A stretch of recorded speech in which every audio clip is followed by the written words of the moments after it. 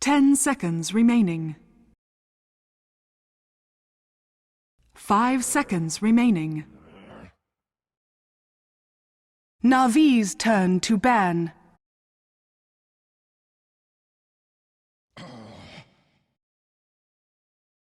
Radiant team pick.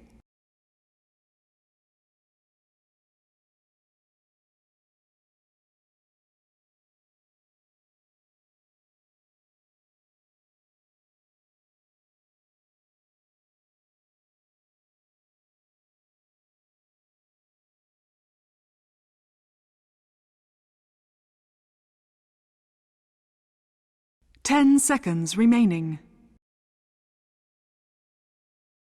5 seconds remaining. Reserve time.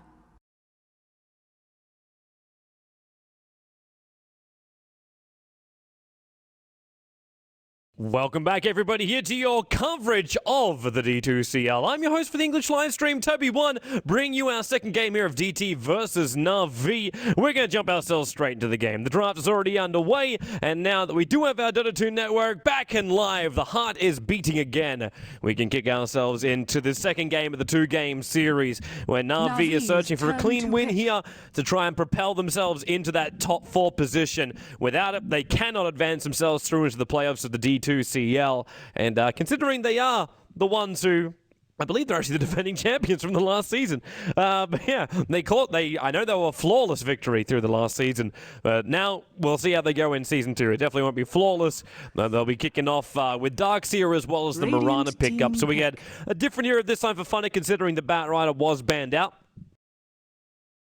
He had to make another choice, and we'll see if vods does get the Mirana again. So 2 calls already up here from Na'Vi, or at least that's the way it does look to our eyes. As Centaur is here for Dream Team, and they have the choice if they want to try and go for the SD again. I'm not going to say the combo didn't work, because technically, in a way, it did. They still got initiations off. They just lost their momentum up against Na'Vi. There was a couple of crucial fights that looked like it was going their way, but then just didn't really kick in. But I would highly suggest banning out that Wraith King in the second phase if I was Dream Team. And they're actually going to pick up a Shadow Shaman. So another one of PGG's fun heroes to play. Not one of those heroes that can instantly, I suppose, in a way, he's got his level of push coming out from the Shadow Shaman once the Mass Serpent wards are up. Navi's turn to combining it with the Centaur, you're not finding a full amount of push. Like, you've got a Hex, and then you got Shackles, and that may just be the controlled duration you're searching for to let the Centaur do his work. But at the same time, you still need to be able to push the lanes with the Shadow Shaman and have someone at least keep the wards up. Someone that sits on the front lines and says, you know what, I can push this lane. This is the reason why. And Nature's Prophet would have been one of those. Having an army of trees in front of you with the Mass Serpent wards behind it, or basically next to the tower, so you make a bit of a filter, that would have been enough to, I wouldn't say breach the high ground, but it would be enough to at least force the outer towers. More like force it up against heroes like Darkseer. We're still missing other supports. In this game, though, it's almost a guarantee. You're going up against a Rubik. I'm surprised they banned both the Ember as well as the SK. Ember really has dropped off. I know Na'Vi is still playing around with it on Dendi. To set up for a team fight with Darkseer, it'll be absolutely wonderful. Or Mirana arrows. But, yeah, okay. Wraith King comes up here for Na'Vi. They don't really care. They can just keep going with aggro. The Ancient Apparition slipped through in this game, so they could have AA, Wraith King, nice combination together, then with the Mirana as well. You could still go for the Rubik pickup. You can go for aggressive with Enchantress if you're looking for some way to dive in behind those towers. And now there's a Luna on the field. They're just inviting Na'Vi to go aggro try. Luna and Shadow Shaman. 2 heroes that have some decent nukes when they're going defensive, but 2 very easy to gank up heroes. Low movement speed for the Shadow Shaman and low life points coming in for the Luna. So with the 2 of them together, hello! Ancient Apparition will arrive. So that's an aggro tri-lane, Mirana, Wraith King, as well as Ancient Apparition together, which means it's Darkseer up against Centaur up on the top lane, and then we just have 1 support for DT, as well as the mid-solos to cap up right now. So more than likely coming into our last stage here, it should be DT getting themselves a secondary support hero, and I would suggest the Dazzle probably above anything else at this point, just because of the amount of pain they'll be coming towards that bottom lane. They don't have the control from the Shadow Shaman. All they can look for is range harassment and survivability. That's the only thing that will let them win this. Funny. I Reserve time. just had a really good idea for a hero they could still play. They could bring in the Ursa into this game. And the reason I say that is because Na'Vi could disintegrate Roshan in the early stages. They're playing on the dire side again here. And the level 1 fight, you want to try and throw Lunar Shadow Shaman and Centaur into that one when Na'Vi can turn around and pummel into you. I would back Na'Vi in that fight any day. From inside the pit, they can almost use it as bait as well. So just to toss that one in there. Or we could just see a Templar Assassin and we go, Na'Vi just go for Roshan when the time is right. That could be the easier thing to happen right now. But DT still have to pick themselves up another hero. Haven't decided which of the slots they're going to go. Well, we had to Viper again taken out. It's just one of the popular ones for DT. That's the only reason why it's being banned out here. It would be, like, it's not even a massive concern to the rest of Na'Vi players. It will keep the Wraith King out so he couldn't move quite freely because there's no jumping abilities from the 2 support heroes. Darkseer, though, can surge him away. So if someone gets caught, you just surge him out. And Brewmaster is the pickup. Now, like, this almost invites them to run a, like, it still could be the TA. There's no reason not to run the TA up against this Brewmaster. There's a lot of pain that can come the way once they get through the refraction charges. 10 seconds I'm just thinking remaining. about, like, though, what would let you win up against the Luna? And the nukish damage 5 coming out from Na'Vi would be seconds more than remaining. enough. They could also go in for the OD. Radiant team The OD be ban. another one. SD's the ban from Puppy, so that's the one he thinks they're going to run. With both Centaur as well as Brewmaster, the SD would be a fine combo hero. I'm just wondering if it'll be a little bit too defensive on the bottom. And they actually think it's going to be the Na'Vi's Storm turn Spirit. to pick. Would have been a nice range jump in and out. Then he could still go for the puck, but it's a little bit more dangerous if you can get shackled when you're jumping in.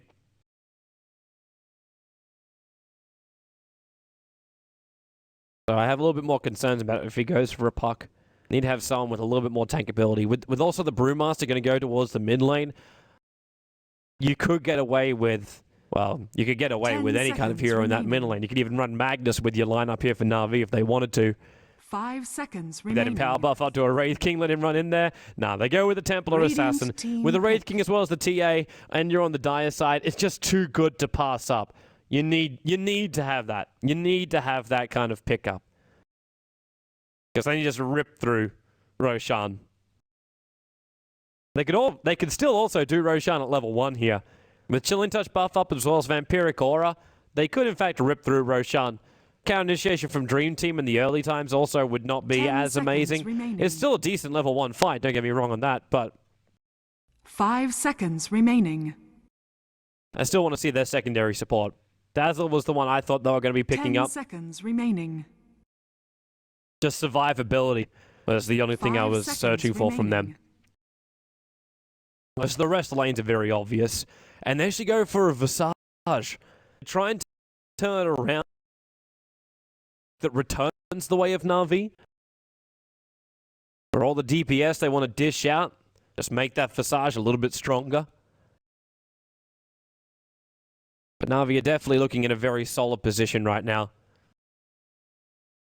They have every major laner they would really be searching for. The early advantage should go the way of Dendi up against the Brewmaster, even though Drunken Haze will cause a couple of problems. But Mirana, Wraith King, as well as Ancient Apparition, if they can't get a kill with that lane, I don't know what they...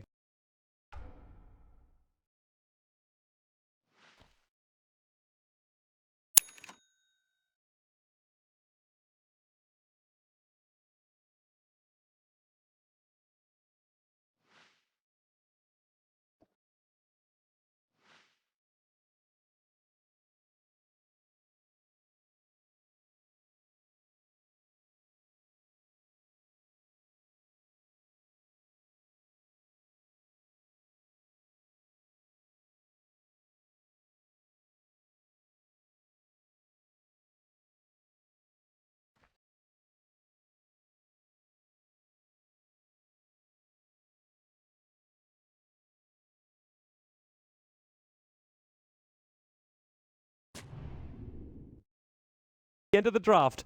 As it looks like we have started up, so no one's actually died, luckily. No first bloods missed. But Na'Vi didn't go for Roshan level 1, they 30 just went for a bit of a seconds to wander battle. around. What have we got? We got, again, just one aggressive observer ward left behind, blocking up the two camps. And the lanes, it is a force on the off lane. Koro. This is the second time I've seen Na'Vi do this, and I'm not sure. Like, they attacked it in the last one. It's like they're trying to bait DT to think they're going in for Roshan, but DT have no vision around it, so they're basically next leveling themselves. That's all that's really happening here. Regeneration! But a Vorce on the bottom, Funnick up on the top. So lanes are exactly as expected. You want to give an extra increase of damage towards this Templar Assassin if he wants Chilling Touch at the early stages. It's only the Brewmaster in the mid, but I think Puppy also realized that it would sacrifice levels for Dendi, but he could technically zone out the Brewmaster in the early stages. It would just cost him a little bit of life. Yeah, and there's your Chilling Touch already. So, bonus damage. It's almost impossible to get a denial over on Dendi when he can dish out that much bonus. Between the Refraction and the Chilling Touch bonus damage, yeah. And Puppy will come in. So they see the Visage, Koro. He's got stun available. The Grave Shield's already gone, and Koro, he actually holds the stun for now. No point wasting his mana again. He's already used one of his Hellfire Blasts. He needs the other one, so a Vorce can combo up with the arrow. As he just tries to force the Luna out here. Luna realizes she's in for a rough time. Didn't actually get a Stout Shield. Instead, went in for just the Ring of Protection in the early stages here. To go in for a Ring of Aquila. Koro baited out the stun again. Then he's taking a lot of damage here in the middle lane. And Brewmaster's already got his bottle, so he can keep that going. And these lanes are going to get really, really iffy as far as first blood goes. The bottom lane should be the one to initiate in. But if Brewmaster can be a little bit over-aggressive and get some good Drunken Brawl. Actually, he never even got a Drunken Brawl. He went for the Drunken Haze straight away, so the 45% miss chance. Trying to stop Dendi from getting those last hits. Because it's not really the direct attack which is causing him problems. It's going to be the side blade spilled damage which will cause the problems for ZXC. While up on top lane, the Centaur. He's 5 for 1 for now. But he's going to have to burn through a lot of consumables to stay on this lane. They're burning through actually as much as each other here. Here's beer in your eye. The downside about Funnick having to go into that lane when you want to attack Afterlife and then you get like just a little bit of reflect damage. There's a movement up for a rune, so it's a haste rune for Puppy. Looks like he was trying to protect it and just for Dendi so he could bottle it up.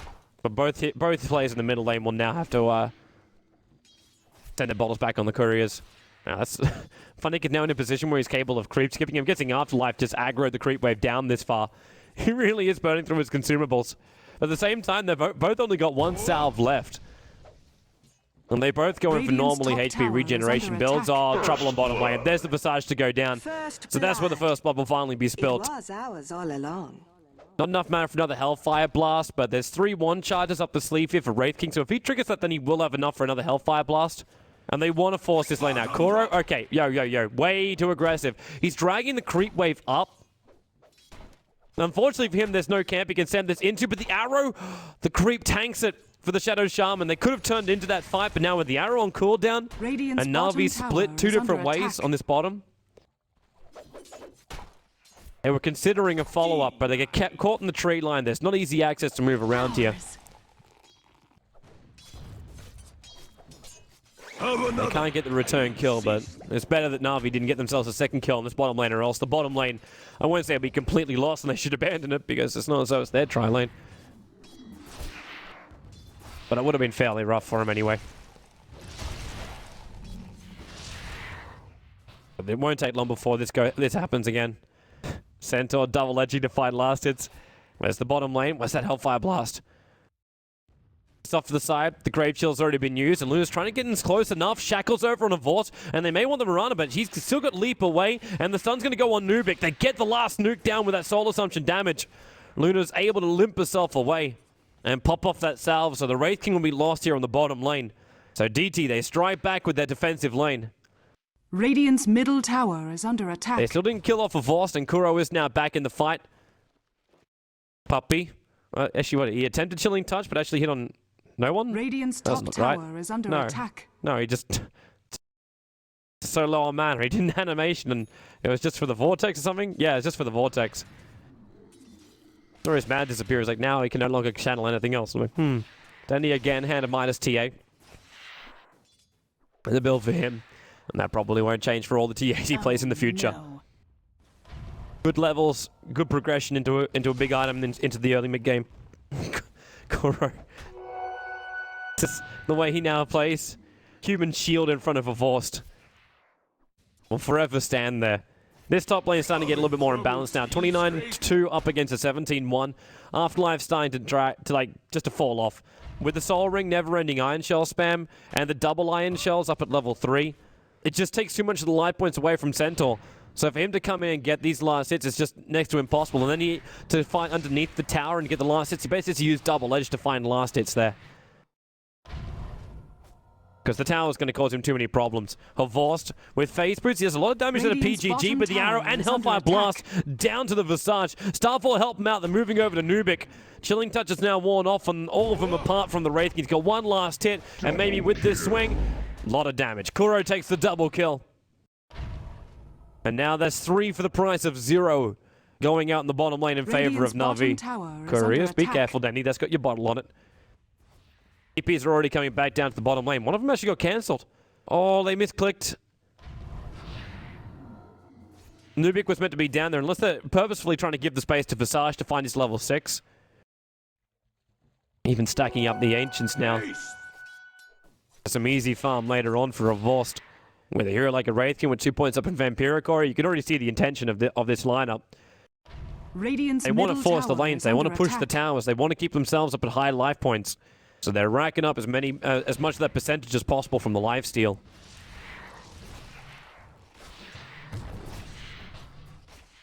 And see how far they can force this. And with the tier 1 tower to go down, there will be a lot of extra money flooding into this Na'Vi lineup on all lanes, including the top where Funnick is currently building into his mech. He's got a lot of regeneration. Afterlife attempting a Hoof Stomp. He'll need an ult in order to do that, which he does actually have, but he's just not using. So I notice too, Dendi going into his own jungle, looking for the farm. Puppy returns to bottom lane with the TP scroll. After going a little bit walkabout, Shadow Shaman's going to die in the bottom lane. A Vorst with the last hit. Kuro doesn't have his ulti available with the Chilling Touch bonus damage and looking for the last one. There's your Hellfire Blast. So even though Kuro will go down, he gives a double kill over to a Vorst in the bottom lane. And Nubik has no friends anymore. And Dendi, okay, he doesn't have enough mana to really force that in the mid, even though he's got some nicely prepared TA traps around that middle lane. They have a 2 for the price of 1, but it's more money into a Vorst. They're feeding this early DPS for the Mirana. This Maelstrom's going to come in under 15 minutes at this point. Either that or just, like, actually he's almost at the point where he can build into the drums. And we're only 8 minutes in for that, and that's a rather expensive item for the early stages of the game before you have the ability to flash farm out. Top lane, looks like Kuro comes to join in the fun. As double Iron Shell does its work again with the Hellfire Blast, and that's Kuro now up at level 6. Radiant's so the Wraith King ulti is now under being, attack. have to be taken into account for all future fights. And you're seeing Na'Vi just, moving light years ahead. Chilling Touch from Puppy. He's actually able to reach a Vorst with that one, even though it was around the tree line. The Invis rune as well. Kuro will just take that and search for a kill on mid. Brewmaster has the split, and D's actually too far away. Damn, that damage onto the Luna. There's no mana here for a Vorst to throw at Nara, but just his physical DPS is ripping through the Visage. And then over the Luna, leap in a Vorst. Whoa, whoa, whoa, whoa, whoa, whoa, whoa. Visage gets to end his mega kill streak and get his level 6 from that. For the price of killing off the Luna Vorst? Question mark. Not sure if that was middle worth tower it. is under attack. At least Puppy found himself some extra levels. Oh, there goes the Visage. I wasn't even watching for that. Wraithkin just ran through the rear, and now he looks over to PGG. Radiant's There's still that top ulti tower on is Kuro. under attack. And Puppy, well, okay. The Kuro ulti will trigger. The Yank comes up. They save a familiar drop down just to make sure they can control him for the maximum amount of time. And that means they got themselves a kill. While in middle lane, there's actually a dive going on. We'll jump back to that now, where it's a long way back behind. The Moonlight Shadow went out, trying to give him a little bit of cover fire. The leap up as well. Dendi was just out of range for that, but Funnick just backs Afterlife in. There's no Centaur ulti available. Even the Satyr from inside the neutrals is fighting against him. The Iron Shell can still reach as well as the attack from Mirana. The Wraith King for the Centaur will then be the trade-off. We're still looking at the heroes that are dying for the Dire side. If you check it out, you got 1 on the Mirana and you got 3 on the Wraith King. But Wraith King doesn't care about if he lives or dies. For him, it's kind of like, if my ulti's off cooldown, and I should die because I give the slow, I give the effect, I give the ability for the rest of my team to chase. That's the goal you're looking for from the Wraith King. And while all this is going on, there's been some good farm coming the way of ZXC.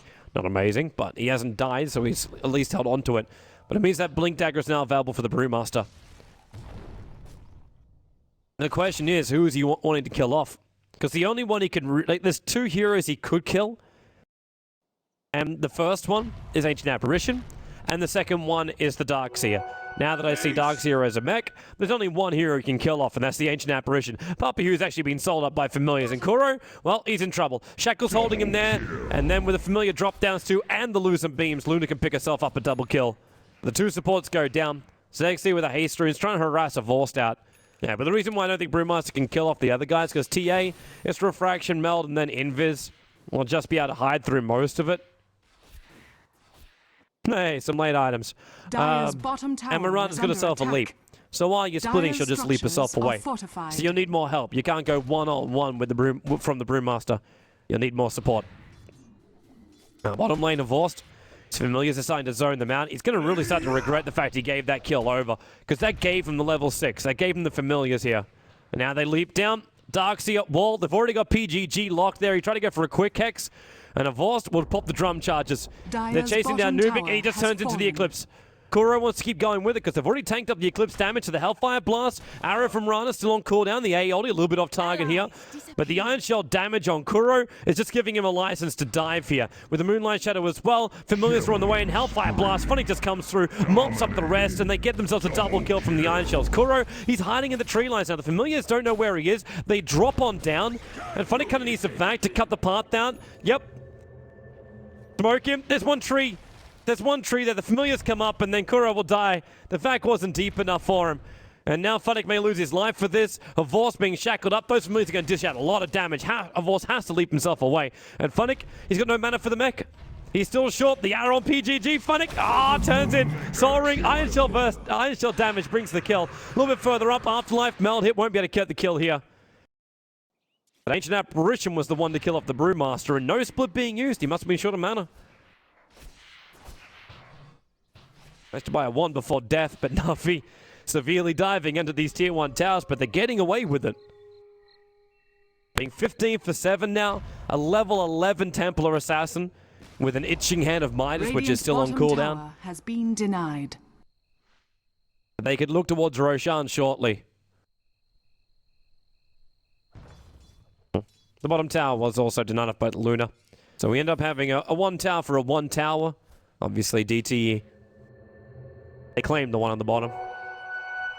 Radiant's middle tower is under attack. There goes your pings. This is what I was expecting from them in the last game, but it never really happened. Now they can go in and take the Agassi model. At least it didn't happen when I was expecting Navi to go in the last game. I was also maybe a little bit premature for that. Arcane Boost now finished on the Ancient Apparition.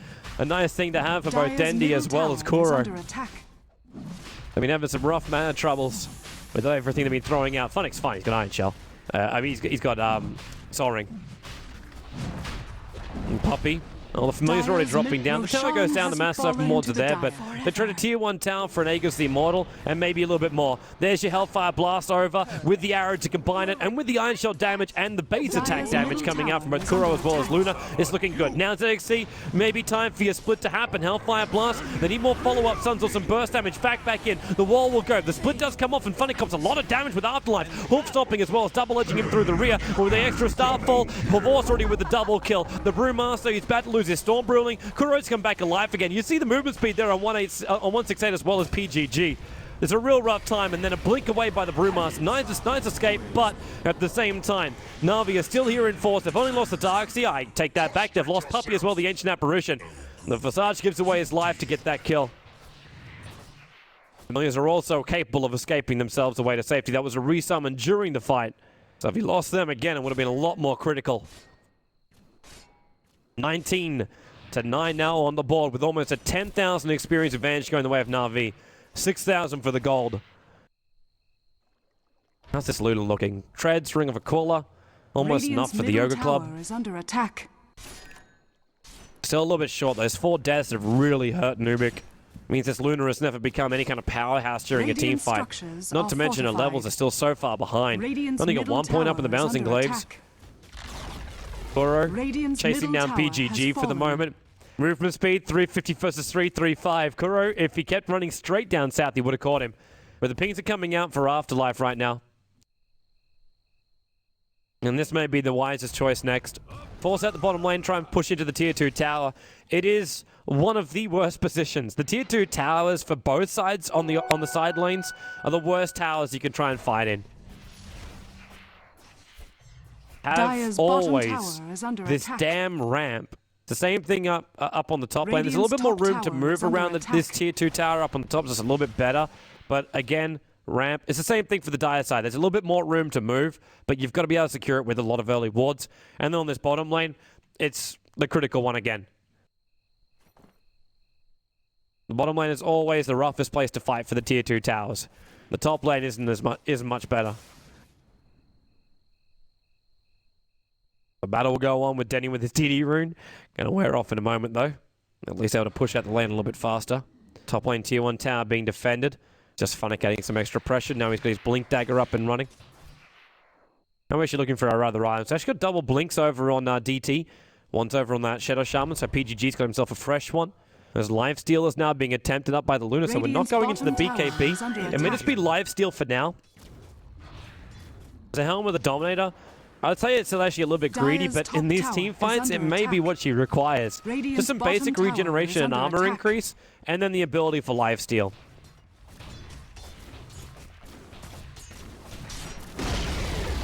Radiant's bottom These tower familiars have no damage whatsoever. They can't push anywhere near as fast as Na'Vi. Monkey King Bar is now the choice of medicine to be delivered by Dendi.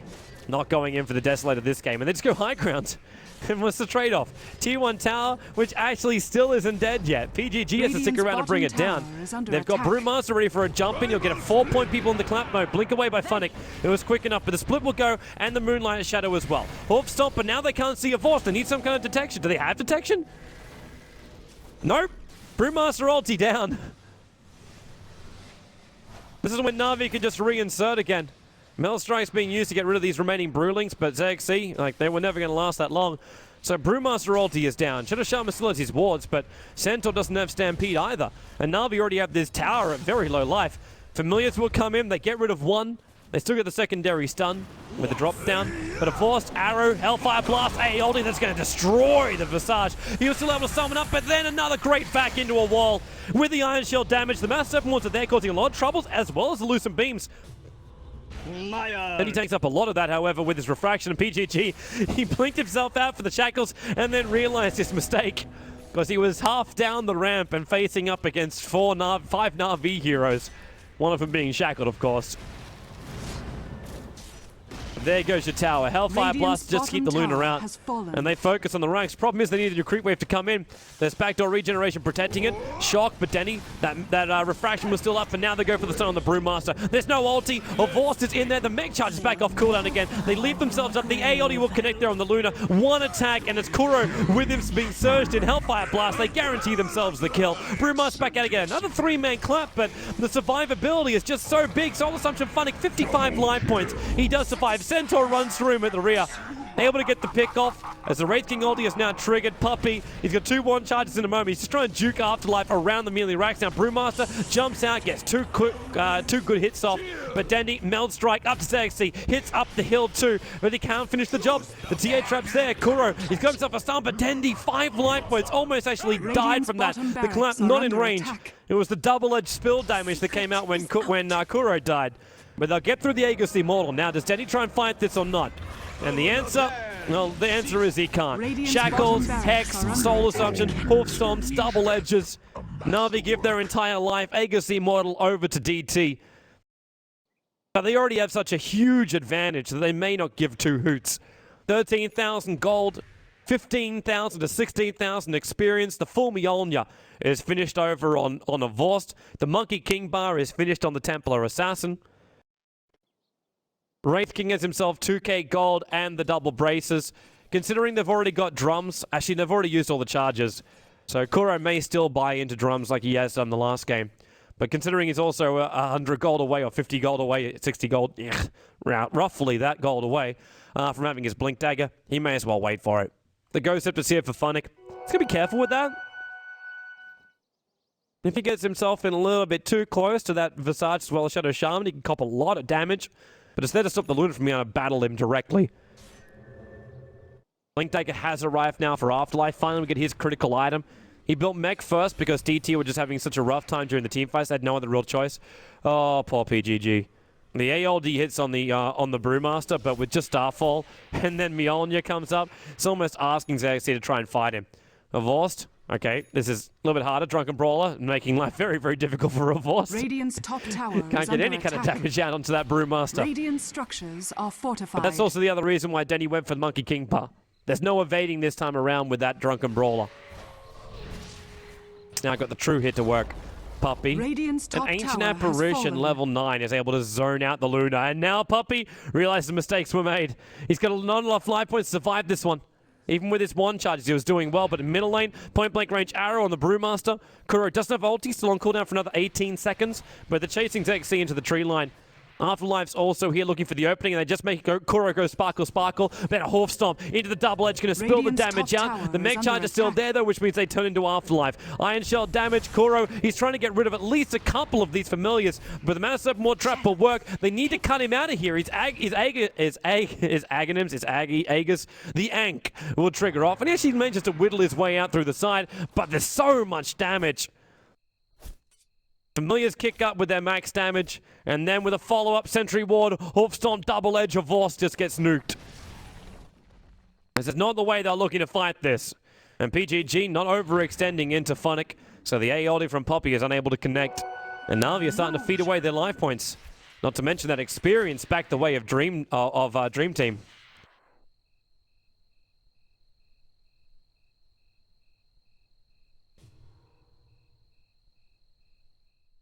It's funny, going to set up for another stack. It's like Puppy still wants to finish up his Aghanims. Just these critical items have to arrive before you can really start fighting for DT. Like, you got yourself a nice Ogre Club on the Luna. Yay.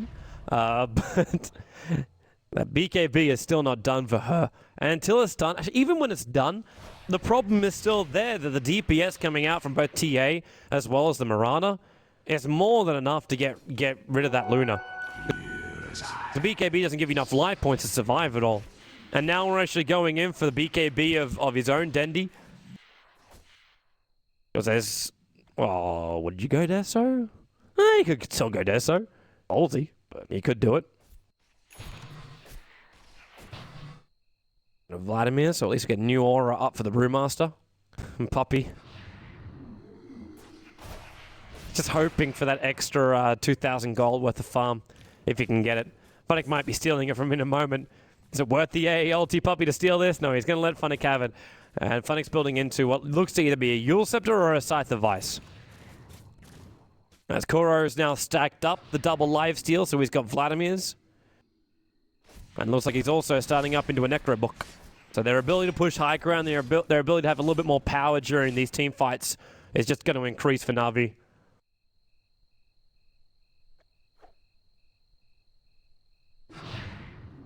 And they're just waiting for Roshan. I think that's the primary thing they're waiting for. DT might have to do exactly the same thing, but the problem is they don't have vision inside the pit. When Na'Vi do, they have the TA Tramp watching it very closely. They do have a lot of maneuverability to jump in with the 3 Blink Daggers between Brewmaster, Centaur, as well as Shadow Shaman. And then the Familiars as well from Visage. They're not Aghanim Familiars yet, but they will still be able to see and do a little bit of problematic stunning against Na'Vi. But then at the same time, they're trying to just defend up their Ancients. And that's proving to be slightly problematic. So it could be a blink into a clap. The slow would have been enough, but then they would have been coming under range of a Vorse arrow.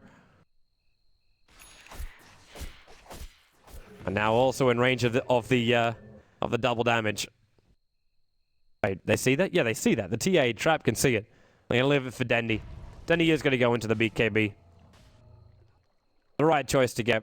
At the same time, Vorse has 2.6k gold on him. The Yule Scepter was picked up by Funnick as well, and with Roshan up, get themselves a 5-second arrow. And beat down And DT, well, they're not all there. They're actually missing one. The Centaur's not ready to fight this. They can't contest this now. Without the AoE stun from Centaur, they cannot take this fight on Roshan. So they're letting Na'Vi have the Aegis the Immortal. Roshan And it has goes into the fallen hands to of the Dendi. dire. As he picks up his fresh BKB, Na'Vi now can go in through the bottom lane. They have enough power behind them. They don't have the Aghanim Scepter yet over on Puppey. He's still shot by 2k or the Necro books. But when you get Aegis Immortal on the back of Dendi, you're good. So XC, the AE ulti, the Ice Blast actually connects. But then Brewmaster splits out. Familiar drop down too. Stop Radiant's Kuro in his middle tracks. tower Puppey is getting under nuked down. attack. Funnick puts the back wall. He's made chaos on the other lines. And now DT, they're cut off. Dire's They're top cut off from the tower is Brewmaster. They under get rid of attack. one Familiar. Dendi working on that one. It's just the Earth Bruling who's running at East. But the Brewmaster ulti on cooldown, that may just be enough. I know Dire's also top you've got the tower is Darkseer under ulti on attack. cooldown, but when they can pick this off, arrow into Nubik, they get the kill. Afterlife jumps up for the stun on Dendi, but Iron Shell over on Wraith King, who surged up, able to get another kill into the Visage. Couldn't even get the Soul Assumption off. Vortex himself a double kill, and they vac back in the Brewmaster. Your death was a secret. They now have the power just to force the mid. And this should be double rank Radiant's sync for middle tower has Na'Vi. fallen. And possibly even the GG call coming out from Radiant's middle DT. tower With that is DD under rune on the attack. back of Dendi, they pump out so much damage. Centaur cannot stop this. Radiant's middle tower has Must fallen. wait at least 18 seconds Radiant's before he's got middle support. barracks And are he must under wait attack. 40 seconds before they're back at full strength. Radiant's And middle even then, barracks has that's fallen. Brewmaster alive and not with the Brewmaster split. Na'Vi will rotate bottom, and in fact, they're Radiant's not even middle going to wait for it. barracks has fallen. DT accept reality. GG is definitely called, and Na'Vi will go 2-0 here in that Na'Vi matchup up against victory. DT, taking their second straight victory, 2-game victory here in the D2CL, which does propel them up the board. Now they'll actually find themselves, I'm not going to say they're actually drawn with Power Rangers yet, considering Power Rangers have one win as well as two